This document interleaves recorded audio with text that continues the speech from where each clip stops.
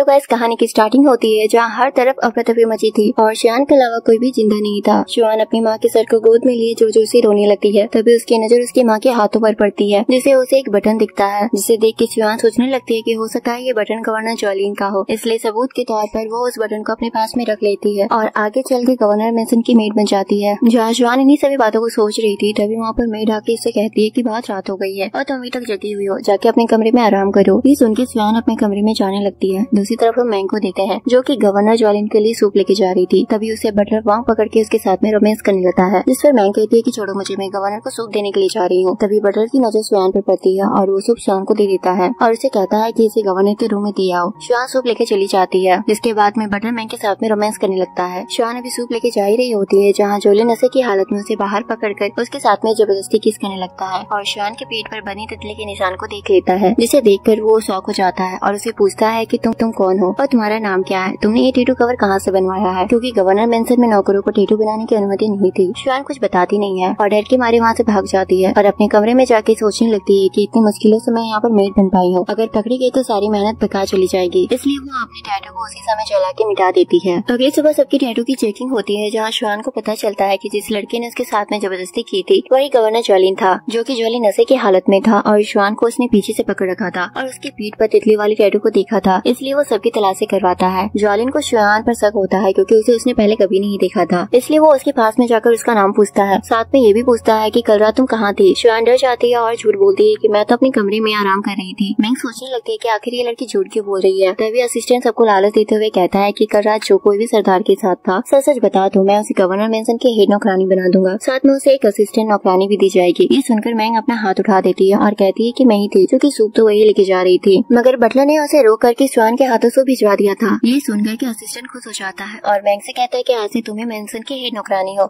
इसलिए तुम अपनी हेल्प के लिए एक पर्सनल मैच चुन लो। मैंग सोचने लगती है कि शियान को सारी सच्चाई पता है और वो किसी को बता ना दे, इसलिए वो उसे अपना हेल्पर बना ले। रात में मैंग शियान से अपनी बाल बनवा रही थी, तभी वहाँ पर बटलर आके उससे बताता है कि गवर्नर आज रात हमारे साथ में सोना चाहते हैं। ये सुनकर के तो मैंग खुश हो जाती है और शियान से कहती है कि तुम भी मेरे साथ चलो और जब तक मैं बाहर ना आ जाऊँ वहीं पर खड़ी रहना। मैंग शियान को लेकर के जॉलिन के कमरे में चली जाती है, जहाँ शियान दरवाजे पर ही रुक जाती है और मैंग इतराते हुए कमरे में चली जाती है, जहाँ वो बिना हाय हेलो के ही जॉलिन के हाथों से ड्रिंक लेकर के पीने लगती है। पर ड्रिंक पीते ही उसे चक्कर आने लगता है और वो वहीं पर गिर जाती है। इसके बाद जॉलिन उसके कंधे से कपड़े हटा करके तितली वाली टैटू को देखने लगता है, मगर उसे टैटू कहीं भी नहीं दिखता है। तो वो मैंग से पूछता है कि तुम तो कह रही थी कि कल रात तुम मेरे साथ थी, फिर वो टैटू कहाँ चला गया, इसका मतलब कि तुमने मुझसे झूठ बोला है। मैंग को तो कुछ पता नहीं था, कुछ समझ नहीं पाती है वो, क्योंकि उसे टैटू के बारे में कुछ भी नहीं पता था। जॉलिन ने उसे सोफे के नीचे डाल करके वहाँ से चला जाता है। शियान भी दरवाजे पर खड़ी थी, सोचने लगती है कि इसके बारे में मैंने जितना सुना था ये तो उससे भी कहीं ज्यादा क्रूर और चालाक निकला। तभी वहाँ पर जॉलिन की नजर उस पर पड़ जाती है और वो उसे कहता है कि जल्दी से मेरे नहाने के पानी को तैयार करो। खैर शियान पानी तैयार कर देती है और नहाने के बाद वो उसे कहता है कि अच्छे से मेरी बॉडी को पोंछ दो। शियान टॉवल लेकर के उसका पेट पोंछने लगती है। शियान को देख करके जॉलिन को लगता है कि शायद वो ये सब करने में अनकंफर्टेबल हो रही है, इसलिए उसे वो समझाता है कि देखो मालिक की सेवा करना और उनके कपड़े बदलना नौकरानी के लिए सौभाग्य की बात होती है। तो शियान कहती है कि नहीं, मैं नौकरानी ही ठीक हूँ, मुझे ऐसा सौभाग्य नहीं चाहिए। और सोचने लगती है कि आज अगर तुमने मेरे परिवार को बर्बाद नहीं किया होता तो मैं भी तुम्हारे बराबरी में जिंदगी बिताती, तुम्हारे यहाँ नौकरानी नहीं बनती। जॉलिन उसे पूछता है कि तुम क्या सोच रही हो, तो शियान कहती है कि कुछ भी नहीं। जॉलिन से कहता है कि तुम मेरी मिस्ट्रेस क्यों नहीं बन जा रही हो, मैं तुम्हारी हर सुख सुविधा का ध्यान रखूंगा। जिस पर शियान कुछ भी नहीं बोलती है और वहाँ से चली जाती है। अगली सुबह शियान घर की मालकिन यानी कि जॉलिन की माँ मिसेस यान के लिए चाय लेकर के जाती है और गलती से मैंग से टकरा करके उसके ऊपर चाय गिरा देती है। ये देख करके मिसेस यान गुस्सा हो जाती है और मैंग से पूछती है कि ये कहाँ की नौकरानी है और कब से यहाँ पर काम कर रही है। जिस पर मैंग बताती है कि ये गवर्नर हाउस की मेड है और अभी हाल में ही इसने ज्वाइन किया है। जिस पर यान उससे कहती है कि फिर तुमने यहाँ के तौर तरीके से क्यों नहीं सिखाया। तो मैंग कहती है कि मैंने इसे सब कुछ सिखा दिया था, मगर ये कुछ ज्यादा ही ओवर स्मार्ट है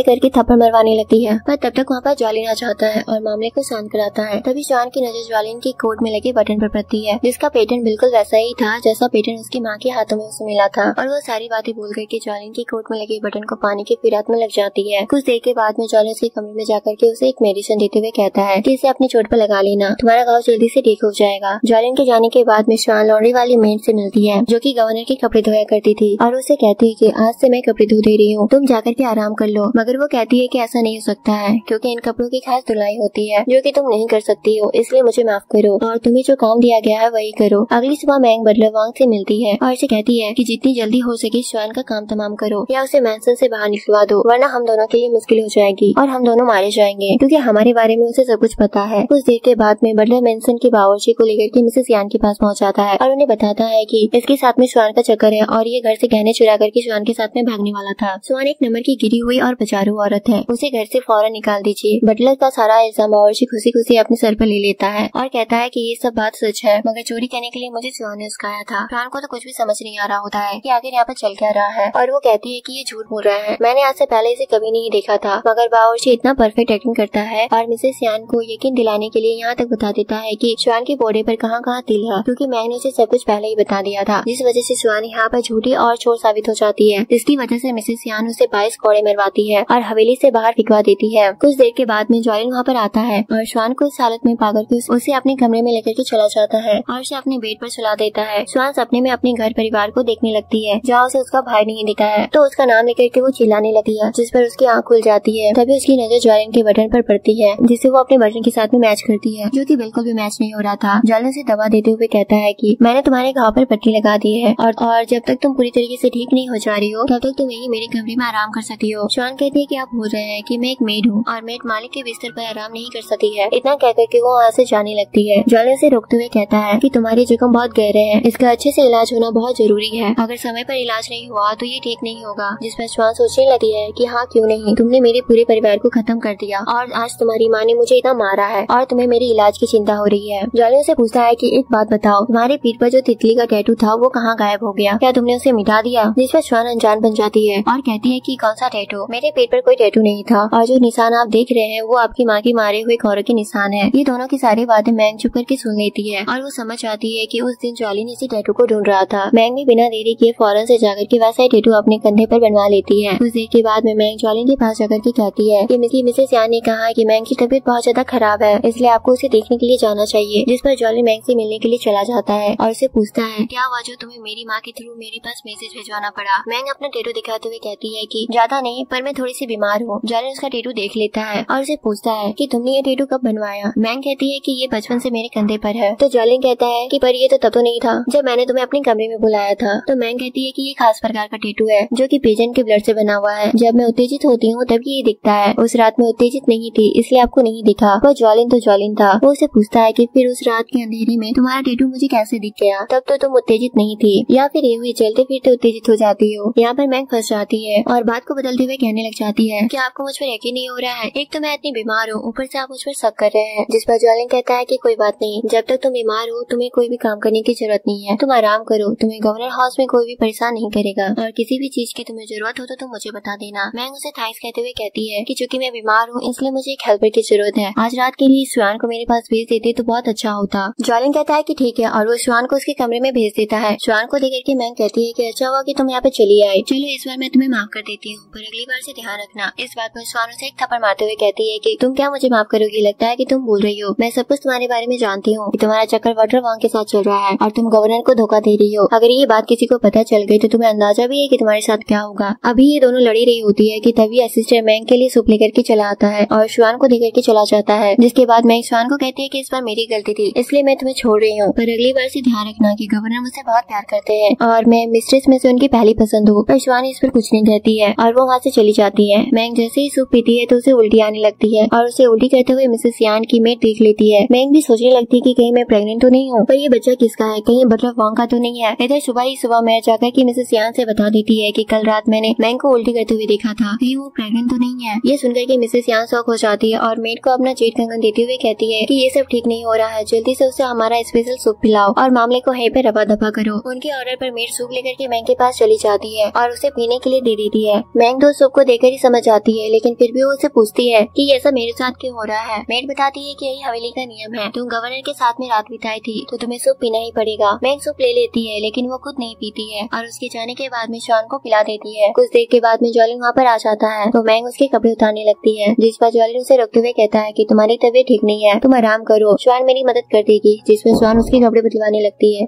लेकिन मैंग से ये सब देखा नहीं जा रहा था तो वो उसे कहती है कि अब हो गया, जल्दी से जाकर के साहब के लिए नहाने का पानी गर्म करो। उसके जाने जाने के बाद में मैंग जॉलिन से कहती है कि मैं आपकी सेवा करना चाहती हूँ और आप है कि मुझसे दूर भाग गए हैं। जॉलिन कहता है कि तुम्हारी तबीयत ठीक नहीं है, तुम्हें आराम की जरूरत है। इतना कह करके वो श्वान के पास चला जाता है और उसे पकड़ करके उसके घाव को देखने लगता है और उसे देखते हुए सोचता है कि जब पहली बार मैंने देखा था तब यहाँ पर एक टैटू था। इतनी पर श्वान रोने लगती है तो जॉलिन से पूछता है कि क्या हुआ, आखिर तुम रो क्यों रही हो? मैं तो बस तुम्हारे घाव को देख रहा था। मैं चाहता हूँ कि तुम जल्दी से ठीक हो जाओ, तुम्हें मुझसे डरने की जरूरत नहीं है, मैं तुम्हारे साथ कुछ भी नहीं करूंगा। इतना कह करके वो वहाँ से चला जाता है। उसके जाने के बाद में वहाँ मैंग आती है और श्वान से लड़ने लगती है, ये कहते हुए कि मैंने तुम्हें समझाया था कि तुम्हें जॉलिन से दूर रहना है, पर तुम तो और भी ज्यादा उसके करीब होती जा रही हो। तभी वहाँ पर एक और मेड आती है और मिसेस यान का दिया हुआ जेट कंगन गिरा करके तोड़ देती है और कंगन टूटने का सारा इल्जाम श्वान पर लगाते हुए उसे मारती है और उसे काल कोठरी में बंद कर देती है, जहाँ पर बहुत सारे चूहे रहते हैं, जिन्हें देख कर के श्वान को अपना घर याद आने लगता है। खैर किसी भी तरीके से वो वहाँ से बाहर भागने में सफल हो जाती है और गार्डन में टिंगलिंग से जाकर के टकरा जाती है। टिंगलिंग जॉलिन का छोटा भाई है जो कि सालों बाद विदेश से पढ़ाई करके आज घर वापस लौटा था। टिंगलिंग उसे देख करके पहचान जाता है और उसे पूछता है कि तुम नैन्सी हो ना, लेकिन तुम यहाँ पर क्या कर रही हो? श्वान भी उसे पहचानती थी, लेकिन यहाँ पर वो उसे पहचानने से इनकार कर देती है और कहती है कि आपको कोई गलतफहमी हो गई है, मैं नैन्सी नहीं हूँ, मेरा नाम श्वान है, मैं गवर्नर मेंसन की मेड हूँ। तभी श्वान की नजर टिंगलिंग के बटन पर पड़ती है जो कि जॉलिन के बटन से बिल्कुल ही अलग थी। टिंगलिंग उसे कहता है कि क्या सोच रही हो, मैं जॉलिन का छोटा भाई हूँ और मैं तुमसे अब्रॉड में मिला था। तब तक वहाँ पर जॉलिन आ जाता है और उसे देख करके कहता है कि आखिर तुम माँ से मिलने के लिए आई गए। वैसे एक बात बताओ कि तुम श्वान को कैसे जानते हो? जिस पर टिंगलिंग कहता है कि ऐसा लगता है कि मैं उसे जानता हूँ, लेकिन मैं गलत हूँ, शायद मैं उसे कभी नहीं मिला हूँ। टिंगलिंग बात को बदलते हुए कहता है कि छोड़िए ना भैया, चलिए हम माँ से मिलते हैं। और दोनों बात करते हुए अपनी माँ से मिलने के लिए चले जाते हैं। जब दोपहर में सभी खाना खा रहे थे तभी टिंगलिंग की नजर बटलर वांग पर पड़ती है और वो खाना छोड़ करके उससे मिलने के लिए चला जाता है और उसे श्वान के बारे में पूछता है। बटलर बताता है कि वो गवर्नर हाउस की मेड है और मैन के कमरे में रहती है, मगर उससे आपको क्या लेना देना, वो बहुत ही गंदी लड़की है और अभी हाल फिलहाल में ही आपकी माँ ने उसे 22 पौड़े मरवाई थी। ये सुनकर के टिंगलिंग बहुत ही दुखी हो जाता है और उससे मिलने के लिए उसके कमरे में चला जाता है, जहाँ श्वान टिंगलिंग से कहती है कि देखिए मैं एक नौकरानी हूँ, अगर मेरे साथ में आपको किसी ने देख लिया तो इससे आपकी बदनामी होगी और आपकी माँ मुझे और भी ज्यादा मारेगी। जिस पर टिंगलिंग कहता है कि मुझे दुनिया की परवाह नहीं है, मुझे तुम्हारा इलाज करने दो, क्योंकि मैं एक डॉक्टर हूँ और मरीज का इलाज कराना डॉक्टर का धर्म होता है, इसलिए मुझे तुम्हारे घाव पर दवा लगाने दो। मगर श्वान को घाव की कहाँ पड़ी थी, उसकी नजर तो उसके बटन पर थी और वो उसे पूछ ही लेती है कि आपके कोट का बटन बहुत ही सुंदर लग रहा है, आपने इसे कहाँ से लिया? जिस पर टिंगलिंग उसे बताता है कि इससे हमारे वंशज और खानदान के उत्तराधिकारी की पहचान होती है, जिस पर हमारा यान परिवार बहुत खास और यूनिक बनवाता है। खैर तुम्हें इससे क्या लेना देना, तो मैं तुम्हारे घाव पर दवा लगा देता हूँ। श्वान कहती है कि पर मैं वो लड़की नहीं हूँ जिसे समझकर आप मेरी मदद करना चाहते हैं। टिंगलिंग कहता है कि कोई बात नहीं, फिर भी मैं तुम्हारी मदद करना चाहता हूँ। इतना कहकर के वो उसके घाव पर मेडिसिन लगाने लगा है और ऐसा करते हुए उसे मैंग देख लेती है और जाकर के मिसेस यान को बता देती है और ये सुनकर के तो मिसेस यान की उसी का कोई ठिकाना नहीं रहता है। वो फौरन श्वान को अपने पास में बुला करके उसे नील डाउन होने के लिए कहती है। टिंगलिंग श्वान को प्रोटेक्ट करता है और अपनी माँ को समझाता है कि इसमें उसकी कोई भी गलती नहीं है, मैं ही उसके पास गया था। जिस पर मिसेस यान कहती है कि मुझे मत समझाओ और चुप रहो, इसकी इतनी हिम्मत भी कैसे हुई कि जो तुमसे ये दवा लगवा रही थी, इसकी सजा तो इसे मिलकर रहेगी। इतना कहकर के वो मैंग से कहती है कि इसे 20 थप्पड़ मारो। मैंग उसे थप्पड़ मारना शुरू कर देती है। मैंग ने उसे पहला थप्पड़ मारा ही था कि टिंगलिंग उसका हाथ पकड़ लेता है, मगर टिंगलिंग की इतनी औकात नहीं थी कि वो मिसेस यान के फैसले को रोक सके। उसे घर के नौकर पकड़ लेते हैं, लेकिन तब तक वहाँ पर जॉलिन आ जाता है और अपनी मदर से कहता है कि आप कब से गवर्नर हाउस की मेड को मारने लगी? जिस पर उसकी माँ कहती है क्योंकि तुम्हारे छोटे भाई को पहला फुसलाकर अपने कमरे में ले गई थी। जॉलिन कहता है कि ऐसी बात नहीं है। जॉलिन कहता है कि ऐसी कोई भी बात नहीं है, टिंगलिंग को मैंने श्वान के इलाज के लिए उसके कमरे में भेजा था और आप ये बात कैसे भूल गई कि टिंगलिंग एक डॉक्टर है? इतना कहकर के वो श्वान को गोद में उठा करके अपने कमरे में लेके चला जाता है। जॉलिन के जाने के बाद में मिसेस यान अपने नौकरों से कहती है कि श्वान एक बड़ी मुसीबत है, इसलिए जितनी जल्दी हो सके इसे रास्ते से हटाने का बंदोबस्त करो। इधर जॉलिन के पीछे पीछे टिंगलिंग भी चला जाता है और बिना देर के श्वान को फर्स्ट एड देने लगता है, जिसे देख करके तो जॉलिन की जेलसी का कोई ठिकाना नहीं रहता है और वो कहता है कि क्या तुम बोल रहे हो कि तुम्हारी वजह से माँ ने इसे मार रही थी और फिर से तुम पीछे पीछे यहाँ तक चले आए? ये मेरी मेड है और इसका केयर मैं कर लूंगा, इसलिए जितनी जल्दी हो सके यहाँ से निकल जाओ। जॉलिन की बातें सुनकर के टिंगलिंग सोचने लगता है कि आखिर इसका इसके साथ में क्या संबंध है और ये श्वान के पीछे क्यों पड़ा है। यही सोचते हुए वो वहाँ से चला जाता है। उसके जाने के बाद में जॉलिन श्वान से पूछता है कि तुम इसे कैसे जानती हो? जिस पर श्वान कहती है कि मैं उन्हें नहीं जानती हूँ, बस पहली बार गार्डन में उनसे टकरा गई थी, तब से वो मेरी मदद करने के लिए मेरे पीछे पड़े हैं। हालांकि वो बहुत ही अच्छे और दयालु इंसान है। ये सुनकर के तो जॉलिन गुस्सा हो जाता है और उसे कहता है कि वो तुम्हें दवा दे रहा है तो बहुत ही दयालु लग रहा है और मैं तुम्हें दवा देता हूँ तो मैं बहुत ही बुरा इंसान लगता हूँ। आज से मैं भी तुम्हारे प्रति दयालु रहूंगा, इसलिए मुझे भी दवा लगाने का मौका दो। इतना कहकर के वो श्वान के गाँव पर दवा लगाने लगता है और दवा लगाने के बाद में वो उसे कहता है कि भविष्य में तुम्हें किसी भी चीज की जरूरत हो तो तुम डायरेक्ट मेरे पास आना और कहीं किसी के पास जाने की तुम्हें कोई भी जरूरत नहीं है। इतना कहकर के वो वहाँ से चला जाता है। बाहर जाकर के वो अपने असिस्टेंट से कहता है कि गोदाम से 2 जोड़े कंगन निकाल करके मैंग को दे दो और उसे बता देना कि श्वान की तबीयत ठीक नहीं है, इसलिए आज से वो उसके कमरे में नहीं जाएगी, इसलिए वो किसी और को अपना मेड बना सकती है। जिसके बाद असिस्टेंट मैंग को एक जोड़ी कंगन दे देता है, जिस जिसे पाकर के तो वो बहुत ही ज्यादा खुश हो जाती है। साथ में उसे ये भी बता दिया जाता है कि श्वान नहीं आएगी, अगर आपको किसी की जरूरत हो तो बटलर वॉन्ग से कह करके दूसरे मेड का अरेंज करवा लीजिएगा। ये सुनकर के मैंग गुस्सा हो जाती है और मन में सोचती है कि इतनी आसानी से मैं तुम्हें जाने नहीं दूंगी, और आग लगाने के लिए मिसेस यान के पास चली जाती है और उसे कहती है कि मैंग से कह करके मेरे लिए एक मेड का अरेंज करवा दीजिए। जिस पर यान कहती है कि क्यों, श्वान कहाँ मर गई? तो मैंग कहती है कि उसके ऊपर गवर्नर कुछ ज्यादा ही मेहरबान है, इसलिए वो आराम कर रही है। ये सुनकर के तो मिसेस यान गुस्सा हो जाती है और मैंग से कहती है कि उसे जाकर के कहो कि लाइब्रेरी को साफ करे, और पूरी लाइब्रेरी साफ नहीं कर लेगी उसे कोई भी खाना नहीं देगा। मैंग कहती है कि मगर लाइब्रेरी तो दूसरे युवा मास्टर टिंगलिंग की जगह है, क्या उसे वहाँ भेजना ठीक रहेगा? वैसे भी श्वान की नीयत ठीक नहीं है, वो उन्हें अपनी जाल में फंसाना चाहती है। जिस पर मिसेस यान कहती है कि उसकी चिंता तुम मत करो, इस बार अगर उसने ऐसा कुछ भी किया तो मैं उसे ऐसा सबक सिखाऊंगी कि वो जिंदगी भर याद रखेगी। तुम जल्दी से जाकर के उसे लाइब्रेरी साफ करने के लिए कहो। मैंग उसे लाइब्रेरी साफ करने के लिए भेज देती है। श्वान तो लाइब्रेरी का काम पकड़ के बहुत खुश हो जाती है, क्योंकि वो भी कई दिनों से लाइब्रेरी में जाना चाहती थी। उसे शक था कि लाइब्रेरी में जालिन के खिलाफ उसे कुछ सबूत मिल सकता है, और होता भी बिल्कुल ऐसा ही है। सफाई के दौरान उसे यान टिंगलिंग की फोटो मिल जाती है जिसमें वो कुछ अलग दिख रहा था, तो वो उसे बहुत गौर से देखने लगती है। श्वान अभी फोटो देख ही रही थी तभी वहाँ पर टिंगलिंग पहुँच जाता है, जिसे देखकर के श्वान काफी घबरा जाती है, जिसकी वजह से वो ऊपर से गिरने वाली होती है, मगर टिंगलिंग उसे पकड़ लेता है। तो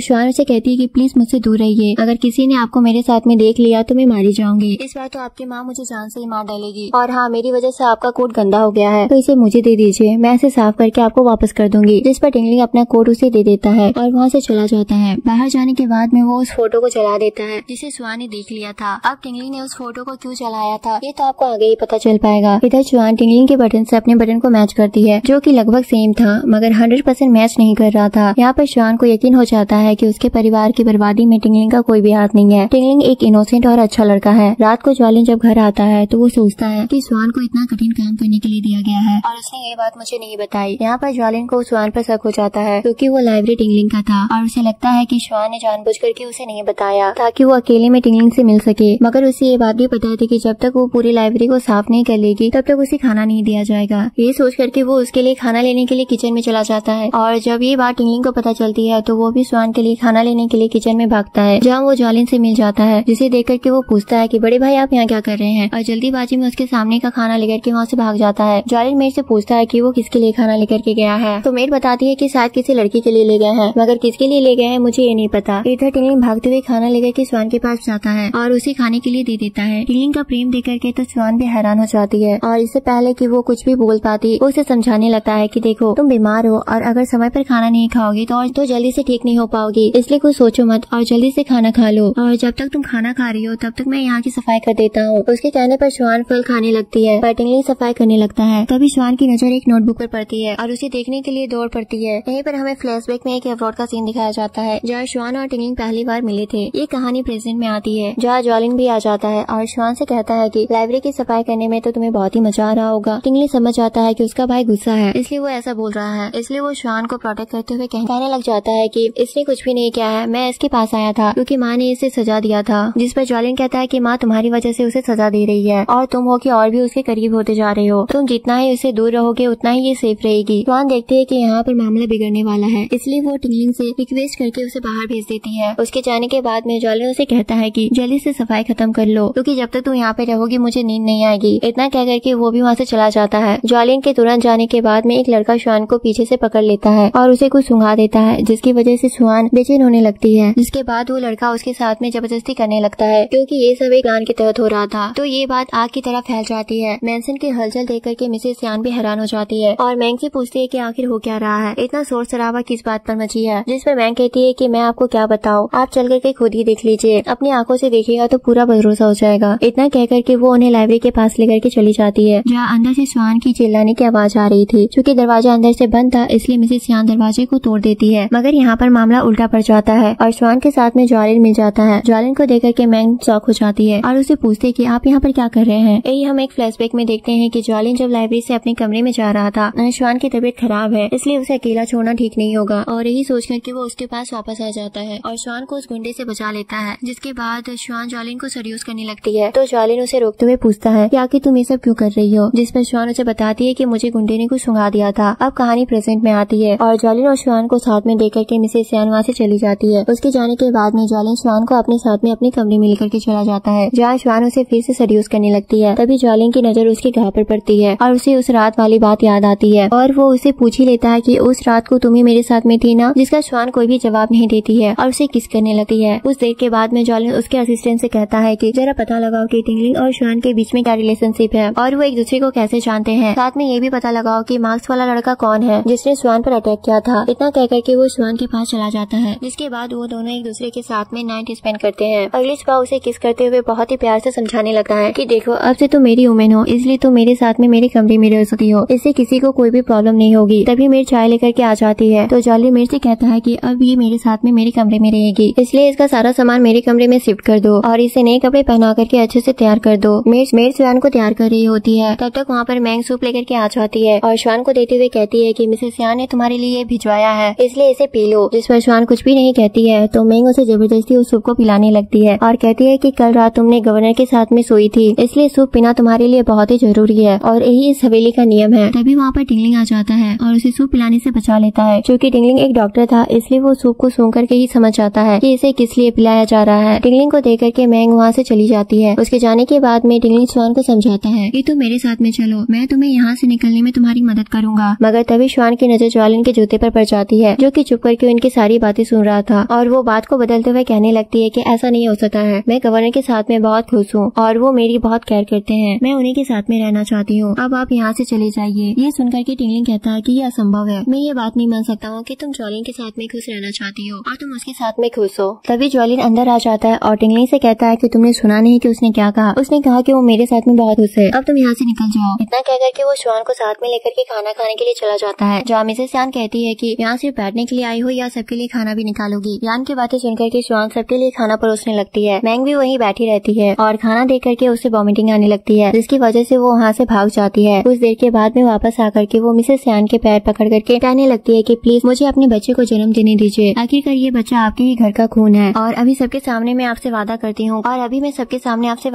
हूँ कि मैं श्वान और जॉलिन की निजी जिंदगी में कभी भी इंटरफेयर नहीं करूंगी। उसकी बातें सुनकर के तो जॉलिन भी हैरान हो जाता है और उसे कहता है कि एक बार डॉक्टर से चेक करवा लेते हैं और अपने असिस्टेंट को भेज करके डॉक्टर को बुलवाता है। चेक करने के बाद में डॉक्टर बताती है कि सही कह रही है, ये 1 मंथ प्रेग्नेंट है। सुनकर के मिसेस यान कहती है कि तुम अपने बच्चे की अच्छे से देखभाल करो और इसे जन्म दो, मैं इसकी जिम्मेदारी उठाने के लिए तैयार हूँ। जिस पर मैंग उन्हें थैंक्स कहती है और सोचने लगती है कि जॉली ने मुझे कभी तक छुआ नहीं है, फिर ये बच्चा उसका कैसे हो सकता है। ये सब सोच करके वो रात में उसके पास जाकर के उसे सेड्यूस करने लगी है, पर जॉलिन उसे अपने ट्री से बेहोश करके श्वान के पास चला जाता है। श्वान की जब आंखें खुलती है तो वो जॉलिन को अपने साथ में देकर के चौंक जाती है और सोचने लगती है कि फिर से ये मेरे पास कैसे आ गया। जॉलिन उसका हाथ पकड़ करके पूछता है कि सच सच बताओ, उस रात अगर तुम मेरे साथ नहीं थी तो आखिर कौन था? अगर तुमने अपनी वर्जिनिटी किसी और के साथ में खो दी है तो गवर्नर का पूरा अधिकार है कि वो तुम्हारे साथ में कुछ भी कर सकता है। ये सुनकर के श्वान डर जाती है और उसे बता देती कि हाँ उस रात मैं ही थी आपके साथ। जिस पर जॉलिन उसे पूछता है कि ये बात तुमने मुझे पहले क्यों नहीं बताई और अपनी जगह मैंग को क्यों भेजा? तुमने ऐसा इसलिए किया ताकि टिंगलिंग को तुम्हारी सच्चाई पता न चल जाए, पर आज से एक बात का ध्यान रखना कि तुम सिर्फ मेरी हो और तुम्हारे दिल में सिर्फ मेरे लिए ही जगह रहनी चाहिए। उसमें अगर दूसरा कोई आया तो मैं उसे निकाल करके जानवरों को खिला दूंगा। इतना कह करके वो अपने ऑफिस में चला जाता है, जहाँ असिस्टेंट आकर के उसे बताता है कि वो मार्क्स वाला लड़का पकड़ा गया है और वो मैंग का ही आदमी था। उसी के कहने पर वो श्वान के साथ में जबरदस्ती किया था। ये सुनकर के जॉलिन का खून खौल जाता है और वो मैंग से मार्क्स वाले लड़के के बारे में पूछने के लिए चला जाता है, पर तब तक तो मैंग इस दुनिया से जा चुकी थी। किसी ने उसका काम तमाम कर दिया था, जहाँ उसे मैंग का लिखा हुआ लेटर मिलता है, जिसमें लिखा हुआ था कि मैंग का अफेयर किसी मार्क्स वाले लड़के के साथ में चल रहा था और उसके पेट में पल रहा बच्चा भी उसका ही था। पर मैंग के जाने का सबसे ज्यादा दुख मिसेस यान को ही होता है और इस बात के लिए वो श्वान को कोसने लगती है कि आज इसी की वजह से मैंग इस दुनिया को छोड़कर चली गई। ये सुनकर के असिस्टेंट मैंग का लिखा हुआ लेटर मिसेस यान को दे देता है, जिसे पढ़ करके वो खुद भी गुस्सा हो जाती है और मैंग पर थूकते हुए लेटर को फेंक देती है और बटलर को बुला करके उसे पूछने लगती है कि घर में इतना बड़ा कांड हो गया, मैंग इतनी गिरी हुई घटिया लड़की थी, आखिर ये बात तुम्हें पता क्यों नहीं चली? हालांकि वो बच्चा बटलर का ही था, मगर मैंग को उसने नहीं मारा था। अब मैंग को किसने मारा था इस बात का तो हमें आगे ही पता चल पाएगा। तभी फोन की घंटी बजती है और बटलर फोन उठाता है, जहाँ सबको पता चलता है कि पूरे 2 साल के बाद जॉलिन का सबसे छोटा भाई जॉलिन के फियोंसे जिवा को अपने साथ में लेकर के घर आ रहा है। ये सुनकर के मिसेस यान बहुत खुश हो जाती है और श्वान को समझाने लगती है कि जॉलिन की फियोंसे आ रही है, इसलिए जॉलिन और उसके फियोंसे से थोड़ा दूरी रहना। श्वान कहती है कि आप बिल्कुल निश्चित रहिए, आपको ऐसा लगेगा ही नहीं कि मैं जॉलिन को जानती भी हूँ। तब तक वो दोनों आ जाते हैं, जिन्हें देखकर के मिसेस यान बहुत खुश हो जाती है। श्वान भी वहाँ से चली जाती है और जॉलिन भी उसके पीछे पीछे चला जाता है और उसे पीछे से पकड़ लेता है। तो श्वान कहती है कि आखिर आप कर क्या रहे हैं? अभी आपकी फियोंसी आई है, अगर उसने ऐसे आपको देख लिया तो वो क्या सोचेगी? तब तक जीवा जॉलिन के लिए ग्रीन टी लेकर के आ जाती है, जिसे देखकर के श्वान छुप जाती है। जीवा जॉलिन से कहती है कि खास तरीके तरीके की चाय है जिसे मैंने खास आपके लिए बनाया है, इसे पी करके बताइए कि इसका टेस्ट कैसा है। जालिन भी जल्दी से उसकी चाय पी करके उसकी तारीफ करने लगा है। उसे समझाता है कि तुम लंबे सफर से आई हो, इसलिए जाकर के आराम करो, हम लोग बाद में बात करते हैं। जी हुआ को उसकी हरकतों पर शक होने लगता है, मगर उसकी बात मान करके वो वहाँ से चली जाती है। अगले दिन जालिन का भाई कहता है कि हमें पिकनिक मनाना है, इसलिए हमें घूमने के लिए साथ में लेके चलिए, और भाभी भी यही चाहती है। जालिन उसकी बात मान लेता है, मगर शर्त ये रखता है कि श्वान भी हमारे साथ चलेगी। सबके सब घूमने के लिए चले जाते हैं और पहले एक होटल में स्टे करते हैं, जहाँ जालिन 3 रूम बुक करता है और बताता है कि एक में जीवा रहेगी और एक में जैन और एक में मैं और श्वान रहेंगे। ये सुनकर के तो जीवा गुस्सा हो जाती है। तभी एक मेट आकर के श्वान को मैसेज देती है, जिसे देखकर के वो काफी घबरा जाती है और फौरन से अपने कमरे में चली जाती है, जहाँ हाफ मास्क लगाए हुए उसका सौतेला भाई शहनहान उसे मिलता है, जिसे देखकर के श्वान बहुत खुश हो जाती है। हान उसे कहता है कि मुझे पता चला है कि तुम अपना रिवेंज भुला करके अपने कातिल के ही प्यार में पड़ गई हो। शायद तुम भूल रही हो कि यान जालिन ने हमारे पूरे परिवार को खत्म कर दिया था। जिस पर श्वान कहती है कि ऐसी बात नहीं है, मैं किसी के भी रिवेंज को नहीं भूली हूँ और मैं किसी को प्यार नहीं करती हूँ, मुझे अपना बदला अच्छे से याद है। अभी ये दोनों आपस में बात कर ही रहे होते हैं, तभी वहाँ पर जालिन आ जाता है, मगर इससे पहले कि वो उसके भाई को देख पाता वो कमरे से भाग जाता है। पर जालिन को श्वान पर शक हो जाता है और उसे पूछता है कि तुम किससे बात कर रही थी, लेकिन श्वान कुछ बोलती नहीं है, जिससे गुस्सा होकर के जालिन उस पर गन पॉइंट कर देता है, जहाँ पर श्वान फंस जाती है, क्योंकि उसने इसे बात करते हुए सुन लिया था। लेकिन श्वान माहौल को बदलने के लिए बात को पलट देती है और कहने लग जाती है कि वैसे भी आपने मेरी जिंदगी नर्क कर दी है, अब ये दुनिया मेरी रहने लायक रहने गया है। इतना कह करके वो खिड़की से लटक जाती है और कहती है कि मैं आपके यहाँ मेड इसलिए बनी थी ताकि मैं शांति से जी सकूं, मगर आप तो मेरे पीछे ही पड़ गए हैं और जबरदस्ती मेरे साथ में सब कुछ कर लिया। जालिन पर उसे खींच लेता है और उसे कहता है कि तुम्हें ये क्यों नहीं दिख रहा है कि मैं तुमसे कितना प्यार करता हूँ और मैंने कब तुम्हारे साथ में जबरदस्ती किया। जिस पर श्वान कहती है कि लेकिन मैं आपको बिल्कुल भी पसंद नहीं करती हूँ और न ही मैं आपके साथ में रहना चाहती हूँ। जालिन से कहता है कि फिर क्या तुम टिंगलिंग को पसंद करती हो और उसी के साथ में रहना चाहती हो, मगर तुम भूल गई हो कि इस जन्म में सिर्फ तुम मेरी हो, मैं तुम्हें किसी और का होने नहीं दूंगा। इतना कह करके वो उसे जबरदस्ती किस कर लेता है। खैर जैसे तैसे करके मामला शांत होता है और सभी घूमने के लिए चले जाते हैं, जहाँ एक आदमी आकर के जालिन से कहता है कि आपसे कोई मिलने आया है। जालिन श्वान से कहता है कि तुम इन लोगों के साथ घूमो, मैं कुछ देर के बाद में आता हूँ, अगर मैं 2 घंटों में वापस नहीं आया तो तुम होटल चली जाना। इतना कह करके वो वहाँ से चला जाता है। इधर श्वान को अकेला पाकर के जीवा और जैन प्लान बनाते हैं कि उसे सीढ़ियों पर ले जाकर के नीचे ढकेल देते हैं, जिसकी वजह से श्वान बुरी तरीके से घायल हो जाती है। कुछ देर में जालिन भागते हुए वहाँ पर आता है और जुहा से कहता है कि मुँह क्या देख रही हो, जल्दी से डॉक्टर को बुलाओ। लेकिन जुहा मुस्कुराती है और कहती है कि हम लोग शहर से बहुत दूर हैं, यहाँ पर कोई भी डॉक्टर नहीं आएगा। जालिन उसके इरादे को समझ जाता है और कहता है कि ठीक है, मगर इसका हिसाब मैं तुमसे बाद में लूंगा। इतना कह करके वो श्वान को लेकर के भागता है, जहाँ इलाज के बाद में डॉक्टर बताते हैं कि सर में गहरा चोट लगा है, इसलिए इन्हें किसी बड़े अच्छे हॉस्पिटल में ले जाइए कि कब तक होश में आएगी, क्योंकि कुछ कहा नहीं जा सकता है कि कब तक होश में आएगी। ऐसी सिचुएशन में वो कोमा या फिर मेमोरी लॉस जैसी प्रॉब्लम की शिकार हो सकती है। तभी टिंगलिंग भी भागते हुए वहाँ पर आ जाता है और श्वान की स्थिति को चेक करके जालिन से बताता है कि सर में काफी गंभीर चोट है, ऐसे में अंधेपन, कोमा या फिर मेमोरी लॉस होने का खतरा ज्यादा है, क्योंकि सर पर काफी गहरी चोट लगी है और जब तक ये होश में नहीं आ जाती है तब तक कुछ कहा नहीं जा सकता है, हमें होश में आने तक का वेट करना होगा। टिंगलिंग उसे एक दवा देता है और कहता है कि जब इसे होश आ जाए तब इसे खिला देना। इतना कह करके वो वहाँ से चला जाता है। उसके जाने के बाद में जालिन उसकी दी हुई दवा को मात